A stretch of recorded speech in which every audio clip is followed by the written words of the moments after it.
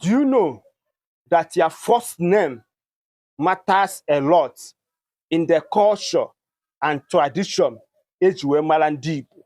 Igbo mụrụ nze, Igbo mụrụ ọzọ, ekene m unu.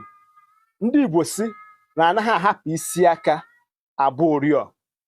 O nwere ihe ị kwesịrị ịma dịka onye Igbo. Nya ka nsị ka mme gịnị ka ndụ oge anya maka ndị be anyị si na anọdoruo were eri anụ udene atọtue ngịga. Kedu ihe m ji ekwu ya? Afa nna gị gụrụ gị matters a lot n'ihe gbasatara Igbo cosmology. Iji wee kọwaa okwu a, aha ndị ichie be nna gị na ndị mbụ ji wee mata gị bụ afọ Igbo gị. Your native name ka ha ji wee marụ gị. Ha eji ha afọ oyibo wee marụ gị.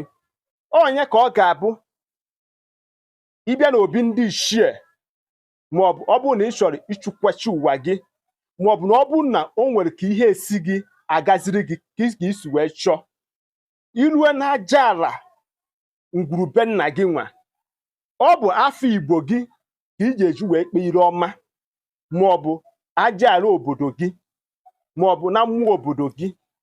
Ọ bụ afọ Igbo ka eji wee mara gị. Nke ịbụa, okolo adịghị ka ibe na-echi ụra. Ọ bụrụ na nna gị nọ ndụ, ọ bụ nna gị ka ọ dịrị ịga n'obi ndị ichie ga-ekpe ire ọma. Mana ọ bụrụ na nna gị na-eje ụka, ikekwe ọ sị na ihe unu na-eme agbasara ya.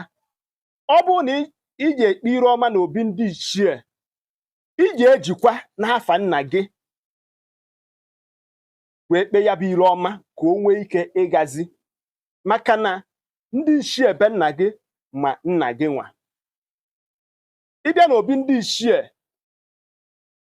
iweta nzu, weta ọjị, weta ụtaba, wetakwa nkwụ ọkụ. Ị nwere ike nkwụ elu ga-adị ya dịka ndị si were eme nkefe.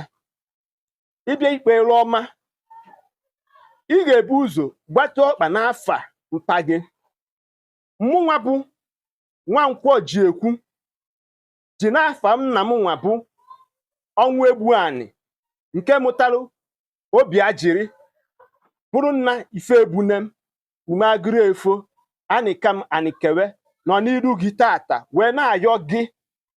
You made your intention to know to them. Maọbụ ọ bụrụ na ị chọrọ ịchụkwachi ụwa gị, ejiri afọ oyibo, ihe eji wee mara gị bụ afọ Igbo gị. Ọnya bụ na afa mmadụ na-edu onye ehe. Ngwa ngwa ịkpọrọ afa gị, ndị mmụọ ege ntị ka anụrụ ihe iji ekwu, ka e nwee ike imere gị ihe ị na-ayọ na-agbata mmadụ na agbata mmụọ. Dịka onye Igbo, mara amadụ na afọ Igbo gị bụ ihe bụ isi sekpu ntị. Maka ndị na-aza afọ oyibo, asịghịkwa gị azara afọ oyibo, mana ịbịa n'ihe gbasata the culture and tradition and the Igbo cosmology, your native name first before other name. Ndewo na igere tụsaa ka ụmụnna anyị sonye. Cheta na ikwu amarọ ibezie.